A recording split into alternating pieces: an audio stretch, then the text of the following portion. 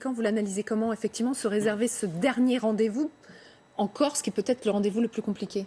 On ne l'avait pas anticipé. D'ailleurs, l'entourage d'Emmanuel Macron ne cessait de nous dire que la ministre avait séduit ses interlocuteurs localement. Et donc, il ne s'attendait évidemment pas à ce que cette dernière image soit une mauvaise image. Mais vous savez, quelle que soit la carrière politique envisagée, aussi triomphante soit-elle, il y a des phases d'éclipse. Ça en est une pour Emmanuel Macron. Nul doute qu'il aura l'opportunité de rebondir. Il faut juste que l'atterrissage du grand débat soit un atterrissage qui soit le plus consensuel possible.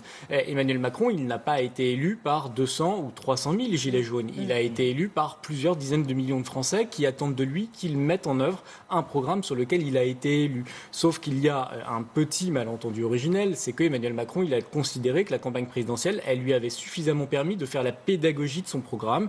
Moi, je crois qu'il y a eu, au fond, un manque dans cette analyse qui est que l'acceptabilité des efforts demandés par une partie de son propre électorat, notamment les retraités, n'a pas été suffisant. Et c'est de cela dont il a souffert dès son accession à l'Élysée et qui doit être travaillé ici et demain à l'issue du grand débat, dont on sait qu'il ne faut pas s'attendre à un tournant politique ou à un virage majeur parce que Emmanuel Macron et son entourage nous ont déjà dit qu'ils ne se renieraient pas, ce qui est une façon pour eux de dire qu'il n'y aura pas de virage politique à l'issue de ce grand débat. Philippe Gosselin.